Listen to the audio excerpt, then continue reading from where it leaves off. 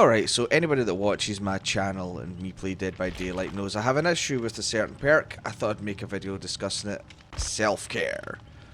Yeah, so self-care unlocks the ability to heal yourself without a medkit at 50% the normal healing speed, whilst also giving up to a 20% efficiency bonus to any medkits you do have.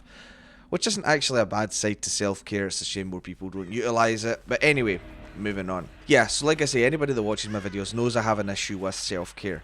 And I thought I would create a video dedicated to just having a discussion about that, listing my points, why I feel that way, you know, the good points about it, because there are good points to self-care as well, and obviously there are situations where it is useful, and of course the bad points, which in my opinion it outweighs.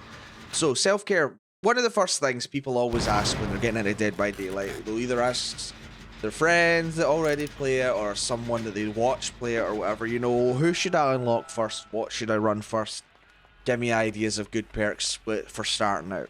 Now, if these people are starting out as Survivor, generally they're going to get told self-care to start off. You know, start with Claudette and unlock self-care, which I would agree is actually good advice to someone starting out the game. While you're finding your feet and you don't know how to run the killers and win chases, you're going to play more immersed. And then that stands to reason that not only are you going to play more immersed, but you're going to want to make sure that you're fully healed as often as possible.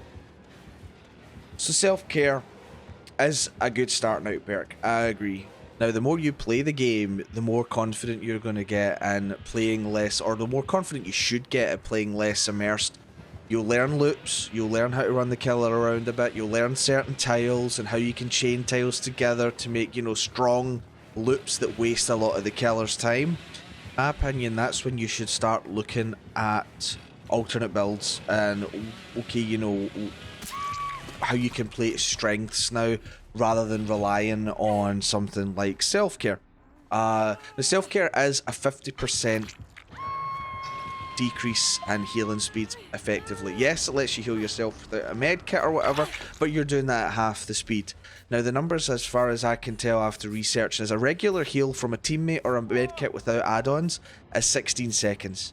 So that means with self-care you're wasting 32 seconds, not counting things like Sloppy Butcher, which again from research shows that it adds 6.4 seconds onto a heal. That's nearly 40 seconds wasted healing yourself. That's half a generator. A generator takes 80 seconds to complete without... Now, all these numbers aren't including great skill checks. As far as I know, that's just good skill check, or no skill checks or whatever, you know?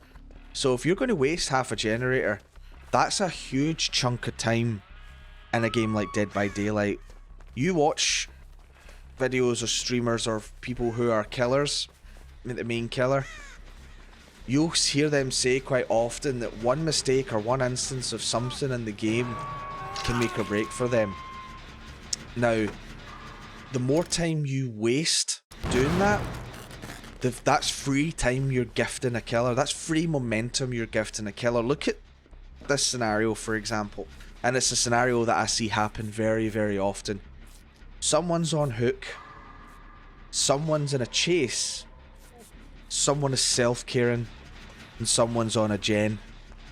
Now, that person should never have to come off that generator to go and do the hook save just because someone's wasted time self-caring. It happens very often to me, and I've seen it happen elsewhere as well, where someone is self-caring, prioritizing self-care over going for that save, and that person then either goes into struggle on first hook or even dies on second hook, or it forces that person that's actually being productive on the generators to leave the generator and go for the save because we've still got some person being chased. So you start to see how much momentum that is giving a killer, and when you start to get into sort of higher ranks at purple and red ranks, you shouldn't be just gifting killers momentum like that. You should really know better by that point, and you should be comfortable enough in your abilities to not be frightened to be injured, or know that it's going to be more beneficial for you to find your teammate and have them heal you, or, you know, you could even unhook that person, heal each other, and then the both of you are healed in the time it took one of you to heal yourself with self-care. It's all about time management, as I've said, and that's the thing. Now, obviously, there are some players who don't prioritize self-care over these more important things like hook saves and gens or whatever, and people like that, that is absolutely fine. That's one thing I will say, is I don't just blanket hate the perk of, you know, it's like, no Ed, it's like, for fuck's sake, you know, it's like, no.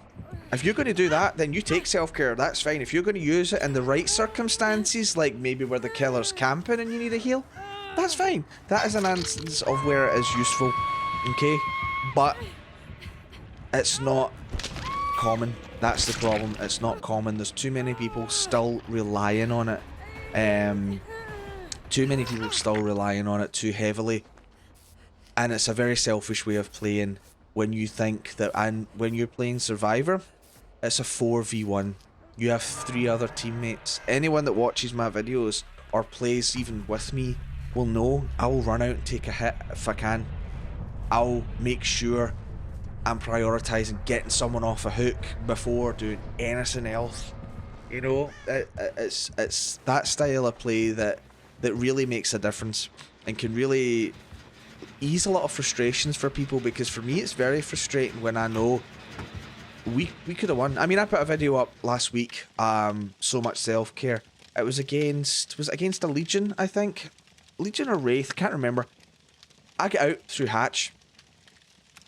We could have won that game if it wasn't for every single person on that team self-caring at the wrong times and maybe prioritising. I mean, if you prioritise generators and you take adrenaline is going to save you in that end game. Whereas these people were all dead with 2 generators still up. Whereas if, like I say, if they'd all had adrenaline over self-care and just prioritised generators, we all get out. Because that's just better time management. And the more people out, obviously, the better.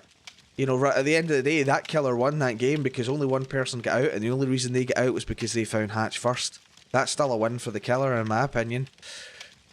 Now, another issue self-care leads is people always find the most inconvenient places to self-care. Oh, let me go self-care in this pallet. Okay. In comes someone who can run the killer a little bit. And all of a sudden, again, this happened in that Legion match where there was a Dwight, I think, self-caring at Cowtree. And then someone else started trying to loop the killer at Cowtree, and it just fucking snowballed momentum for the killer. So, you know, it's just not very good team play when you start to get to better ranks. And really, you should start becoming more comfortable with looping at that point. That's when you should stop playing so immersed. I always tell people time is everything to killers, and it's chases that waste killers' time. If you have someone that can run a killer around on your team, then that is wasting time for the killer.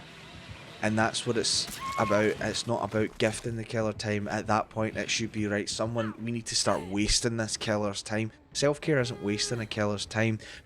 Urban invasion and around the map and playing super immersed and hiding out the whole game isn't wasting the killer's time, because then that killer, oh, no one's here, I'm going to patrol the next gen, and that's map pressure, and it's gifting.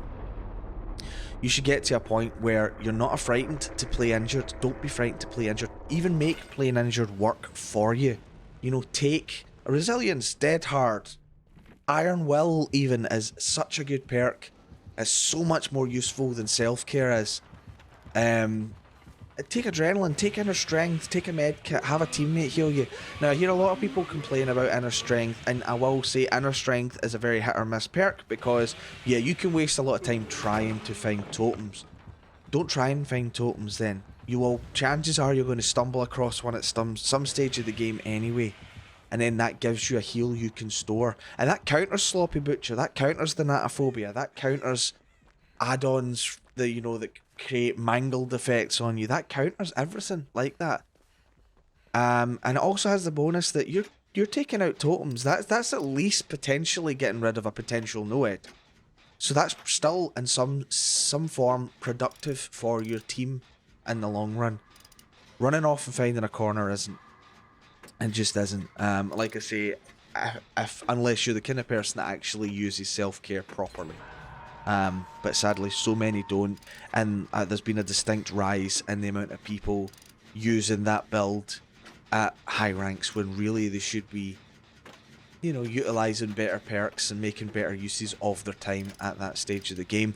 Now, it used to be the meta. Sprint Burst, Self-Care, Urban Evasion, and any fourth perk of your choice was the meta when I started playing the game about 2 years ago. My fourth perk of choice was We'll Make It, because I was still wanting to at least help my team some way.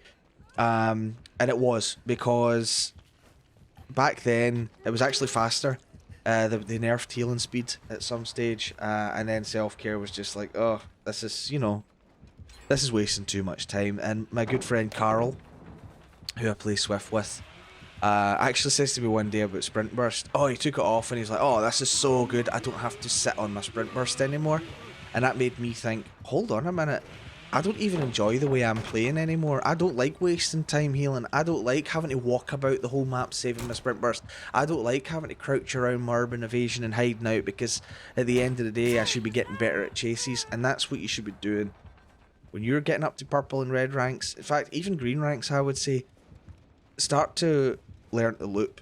Start to learn to not be so frightened to play injured. And if you are, find a more time manageable and productive way of healing. With one of the other examples I've given. That's what I've got to say. Feel free to leave your views in the comments, anything else you've got to say. I'll probably do more of these, looking at different perks I think are good, different perks I think are bad, both on Killer and Survivor side. As always, I appreciate anybody watching. This is a completely different style. This is a completely new style of video for me. It's gone on a good 4 or 5 minutes more than I intended it to, but I have a tendency to rant, and I did. So yes, thank you for watching, take it easy, and I will see you next time. Bye bye.